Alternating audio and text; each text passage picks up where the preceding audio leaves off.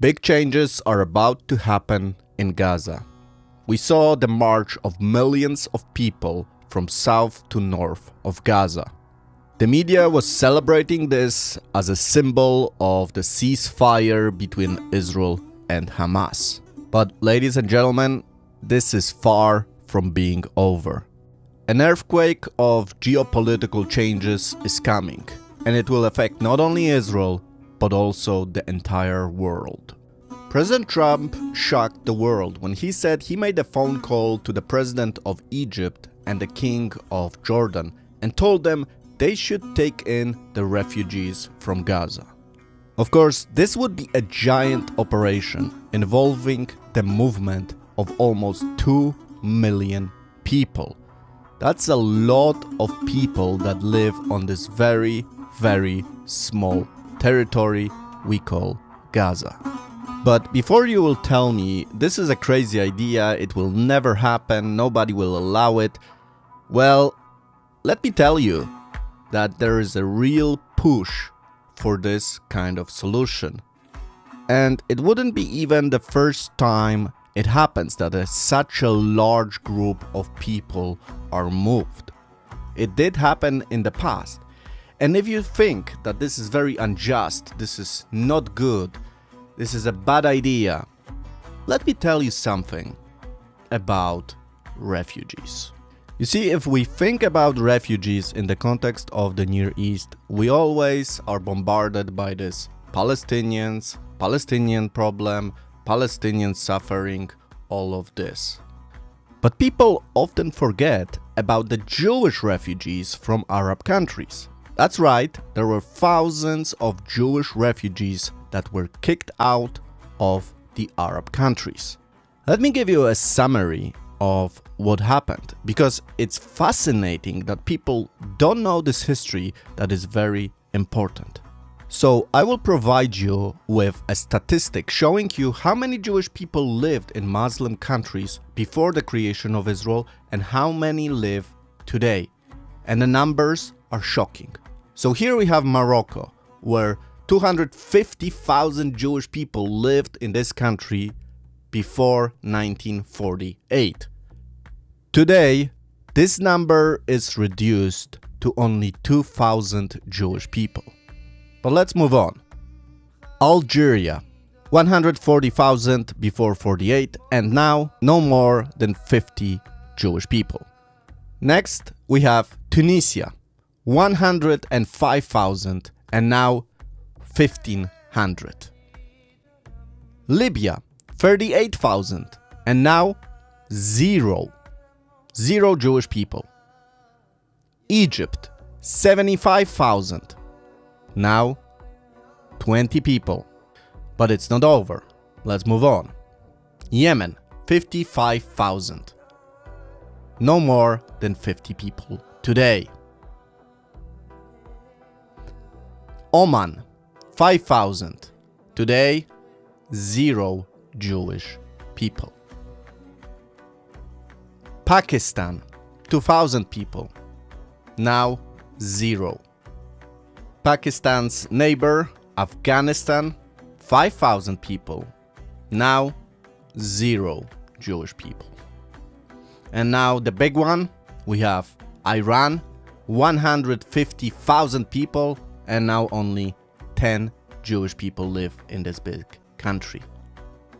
Iraq, again, 150,000, and now about 7 Jewish people live in Iraq. Syria, 40,000 before 48, and now 0 Jewish people in Syria. And finally, Lebanon, 20,000, and today less than 100 Jewish people live in Lebanon. So to summarize, in all of those Muslim countries, there were about 1 million Jewish people living before 48.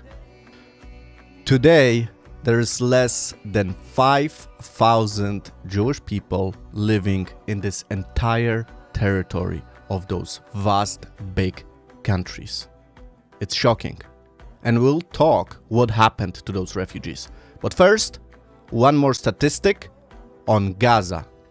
Gaza population in 48 is 80,000 people. That's right, 80,000 people. Today, it is estimated that 2.2 million people live in Gaza today. So, just looking at those statistics, you could think to yourself, something ain't right here. This is not what we are told. This is not the narrative I am hearing. And look, those are statistics. I can't lie about it. You can find it on the internet. This is the truth. Now, very often when the media describe Gaza, a certain word is used quite often: genocide. How can there be a genocide if we look at this statistic? I mean, if Israel is committing crime, they're not doing it very well, are they? And in fact, if we compare it to what happened to the Jewish people in Muslim countries, this is the real extermination. Okay, but you might have heard this notion, very often propagated by the Arabs, that before the creation of Israel, in the Near East, the Jews, the Arabs, they all lived in harmony. Well, this is also a gross lie that we will expose right now. So let's look at some of the countries I mentioned before. So here we have Yemen, 55,000 before 48 and now less than 50 people. The Jewish community in Yemen used to be ancient and with rich traditions. Some even say that their relationship with this part of the world started when Queen Sheba, who some believe came from those territories, visited the kingdom that was created during Solomon's reign. Here you can see some historical pictures of the Jewish community in Yemen. Those pictures were taken at the beginning of the 20th century. And what you see is a beautiful community, but a community that is living in horrible conditions. They are living in ghettos and they are very, very poor. So to understand what happened to this community, we need to realize that the Jewish community in the Near East, in the Middle East, in Africa, found themselves in a very difficult spot when Islam became the majority religion in this part of the world. And Islam, as we know, well, it did not spread in a peaceful way, but it spread by conquest, by sword. And everybody who was opposing it was basically slain. That was the story of the expansion of Islam. And suddenly, all those Jewish communities that were spread out in the Middle East, they found themselves under a religion that wasn't very tolerant. Everybody who's not Muslim suddenly is an infidel. They are second-class citizens and they are persecuted. That was the reality in Muslim-ruled countries. And what regulated this relationship between Jews and Muslims was the so-called Charter of Omar.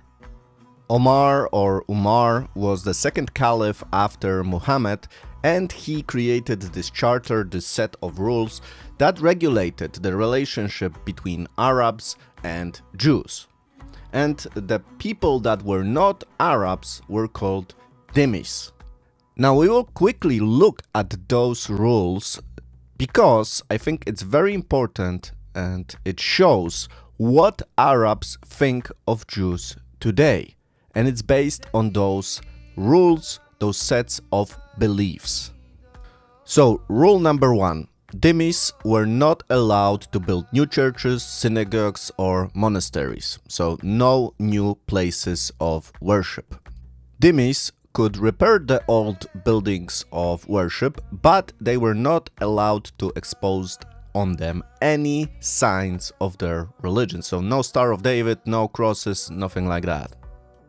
There were certain dress codes also introduced. And what is interesting here is that for the Jews specifically, a badge was often used in many of the Muslim countries, and the badge was yellow. So everybody had to wear a certain badge that would tell everybody that he is a Jew. Now, this is something that comes up much later in history and is also used by the Nazi Germany.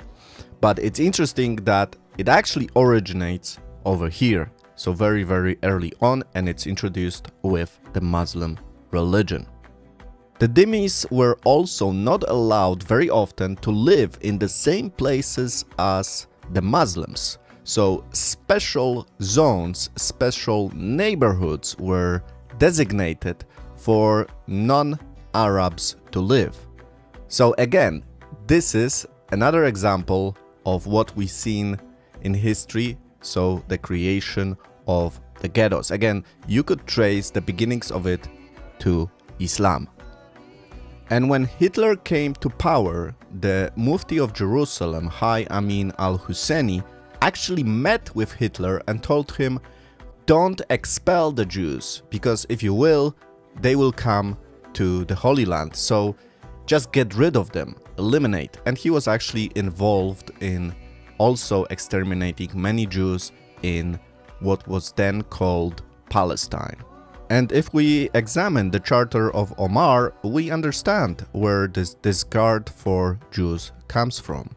There are also many humiliating rules that we will discuss now. So, for example, the Jews had to give up seats when a Muslim would enter, or they could not speak loudly when a Muslim was near him, things like that. Dhimmis were also not allowed to ride horses and camels, and in some cases, very often, they were not even allowed to ride donkeys and mules. So basically, if we transfer it to today's reality, nobody that would not be Arab couldn't drive a car. That was the main sort of transport in the days, and if you were not Muslim, you couldn't drive. If you're not Muslim, you can't also have any weapons. So again, this is helping against revolts and things like that. Well, if you're not allowed to have weapons and everybody around you have weapons, well, you're not in a good spot.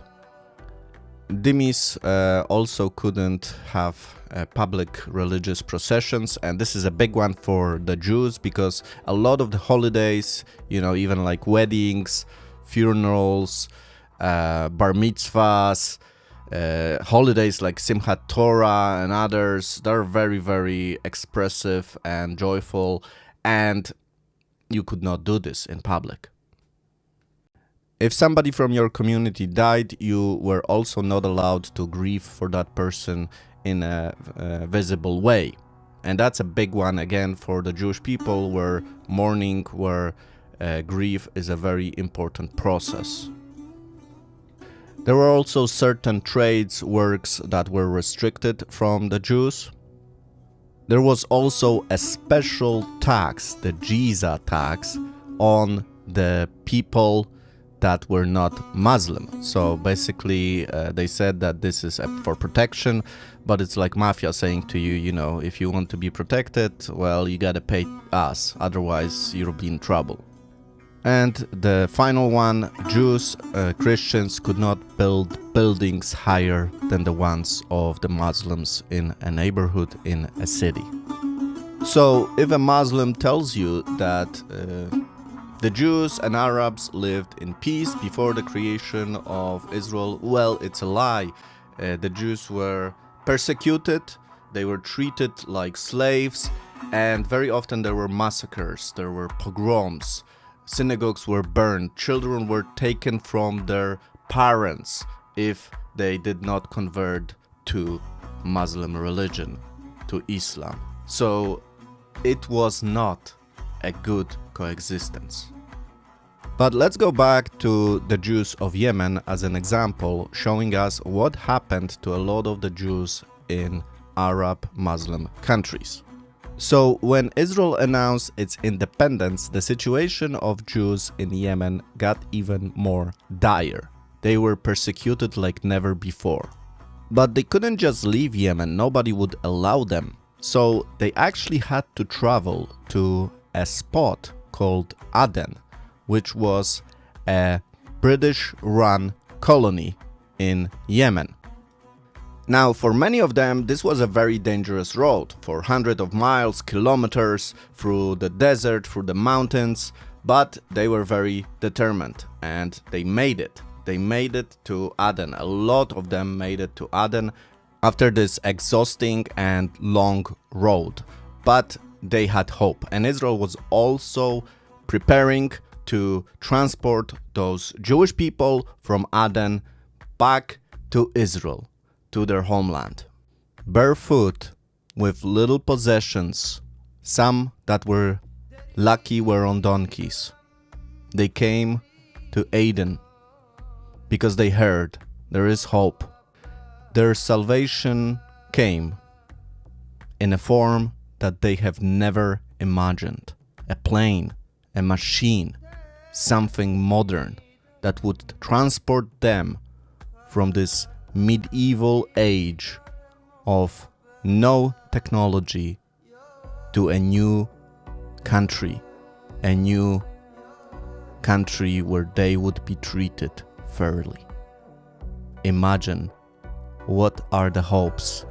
What are the feelings?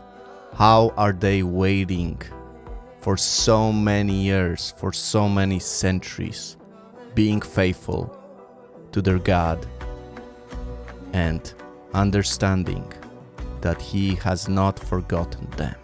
But they remember the ancient words of the Bible.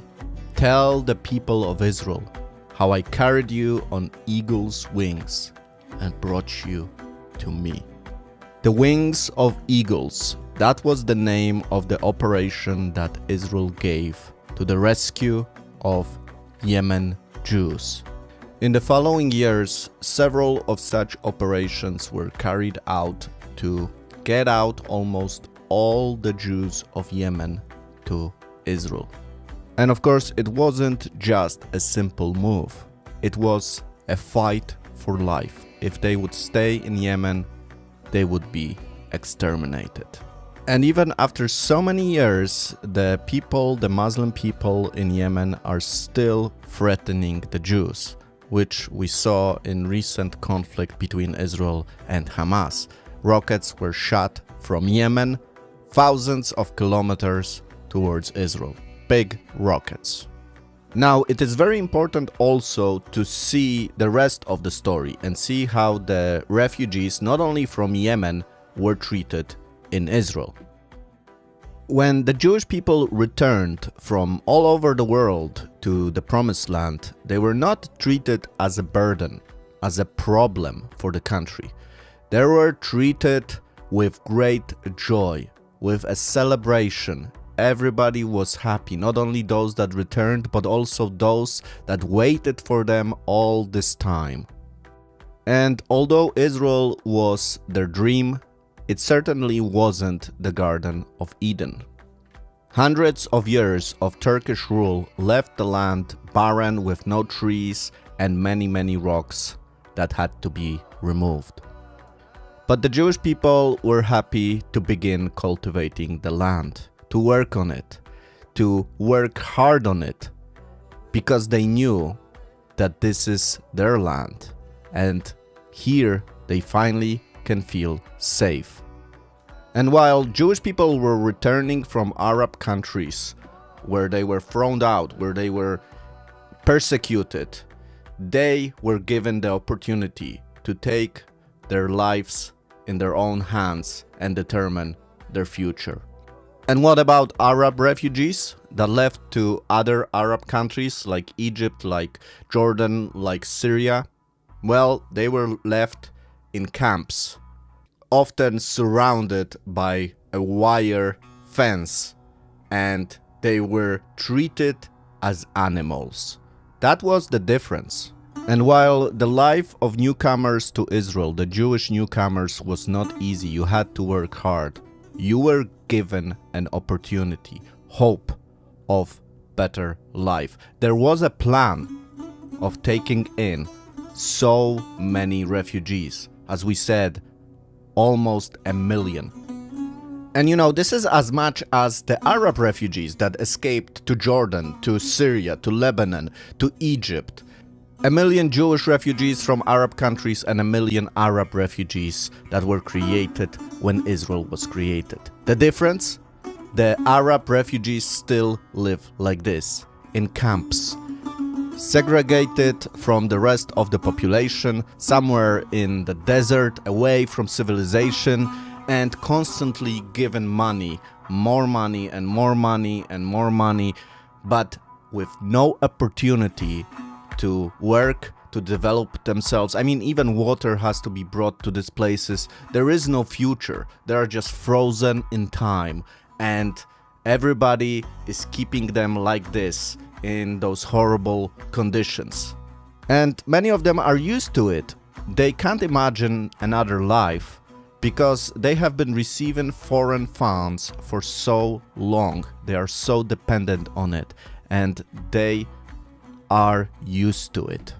Now, from that 1 million Arab refugees we had in 48, now there is almost 5 million refugees living in those camps. And it's not gonna get better. The UNRWA is only making it worse by giving the people money, food. They are totally dependent, and they do not think about being creative, about working, about trying to find a way. And this is why President Trump said that's enough. I mean, why should American taxpayers pay for this? There is no plan for those refugees. There is no future. It's just gonna get worse and worse. So it's better to cut it off now and make the people find solutions themselves. Make them be creative. Of course, this will have to happen if we are going to solve this problem, and it has to create a need in those countries they are in, those refugees like Jordan, like Syria, like Lebanon, to give those people also opportunity to get out of those camps. Now, Gaza is a major problem in all of this situation. As you can see, the population of Gaza has skyrocketed since 1947. Now it's over 2 million people living on this very small piece of land. So the people have multiplied like crazy in Gaza. And despite of billions, I'm speaking billions of dollars given to Gaza, it still looks like a slum. And it is where the terrorists just pop up like mushrooms. And it seems that President Trump and his administration understands this, that something different needs to be done if we are to solve this unsolvable situation. Something radical needs to happen. I said to him, I'd love you to take on more, because I'm looking at the whole Gaza Strip right now, and it's a mess. It's a real mess. So you'd like Jordan to house people from Gaza? To take people. I'd like Egypt to take people. I'm talking to General al-Sisi tomorrow, sometime, I believe. And I'd like Egypt to take people, and I'd like Jordan to take people. You're talking about probably 1.5 million people, and we just clean out that whole thing. It's it's over the centuries that's many, many conflicts that site. And I don't know, it's something has to happen, but it's literally a demolition site right now. Almost everything's demolished. Now, for the current moment, both Egypt and Jordan have refused this idea, said this is not gonna happen. Now, Egypt is so afraid of this idea that they have put a lot of their military equipment on the Sinai desert, which is against the Camp David agreement of demilitarizing Sinai. And on one side, I can understand Egypt. They don't want, so many terrorists in their country. I mean, Gaza is full of terrorists right now. So it's understandable that they are afraid to take them in. But on the other hand, it's their fault. They are responsible for this situation by years of neglecting the problem of refugees, of not allowing them to live normally among Arabs. They created this monster specifically to threaten Israel. Now, we know that this week Netanyahu went to Washington. He was one of the first foreign guests in the White House. And be assured that this topic was discussed, that something needs to happen in Gaza so that there can be a future. And if you think to yourself, nah, this is not gonna happen, it's too many people, it's impossible to do. Well, it's a lot of people, that's true, but it has been done in history many, many times when you had so large populations moving. Let me give you an example from a similar time period, so 1947. This is the time that India was divided into India and Pakistan after they gained its independence from the British Empire. So suddenly you have two countries created. In India, of course, the majority of population is Hindu, and in Pakistan, Muslim. So those that found themselves in India and were Muslim very often chose to go to Pakistan, and those that were in Pakistan and they were Hindu, they moved to India. Of course, it's much more complex than that, but I'm just giving you something in a snapshot. Anyway, it is estimated that 10 to 15 million people emigrated during this time period. So it is possible to do, and even on a much bigger scale. It's just the willingness to do it. And that's the big problem, because Arab countries are not willing to find a solution for this, what is happening in Gaza. And perhaps maybe this is the best solution, to separate the Jews from the Arabs. Because the Arabs, in their nature, they have a disregard for Jewish people, which we saw in the charter of Omar. And if you're saying, well, it's unjust, why the Palestinians, Arabs, whatever you call them, should leave, why, it's their land. Well, the Jews also left in the Arab countries. They also had houses, they also had something that they had to leave. So it's not like the injustice is only happening to the Arabs. And the Jews would like to live in peace with Arabs. But it takes two sides. If you have a disregard for the Jewish people, if you treat them like a second class, and you think they are an evil coming from the devil, well, it's difficult to talk to a person like that. And you know, Israel gave a good example for the Arabs. There are Arabs living in the country of Israel, having an Israeli citizenship. This is showing you the city of Akko, where there is a lot of Arabs living, and they are living side by side with the Jewish people. So it is possible, but only when the ruling side is saying that they are equal. They should be treated the same. The Arabs have work, they have opportunities, they can go to school. It's their choice how they will live their life. In Israel, they have opportunities and they are given freedom. In Arab countries, Jews did not have that freedom. That's the difference. And of course, it's not perfect in Israel, because even in Israel, the Arabs do have some kind of resentment for the Jews. But if you ask them, would they like to move to any other Arab country, they would say, no, we are staying here, it's good here. So what will happen to Gaza? Well, it depends on the attitude of the countries around it. And if they are willing to finally treat those people like human beings and not a weapon against Israel. Thank you so much for your attention. I hope this episode was interesting for you, that you were able to learn something new. Let me know if something was new for you in my analysis of the situation. Please don't forget to like this video, subscribe to the channel, hit that bell button. This really helps me as a creator. Also, thank you so much for everybody who's supporting the channel. You guys are great.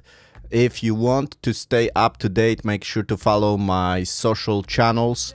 This is a wonderful way to stay up to date with what's ever happening in Israel. I have a Telegram channel, I have an X channel, and I share there more information that I cannot share here. So I do share some exclusive content on those platforms. So make sure to check them out and don't miss out. Also, if you would like to support my work, this would be really wonderful. I would really enjoy that and be very grateful for it. You know, if you're not gonna do it, that's okay. But it helps me as a creator. So if you think that my work is valuable, you can, you know, with a small donation even, support my work. I will be very, very thankful for that. And I also, on my Patreon page, do share some extra content. So if you want to see some behind the scenes work on my 3D models, this is also a way to be able to have access to it. So thank you so much again for watching. Have a great day. Shalom.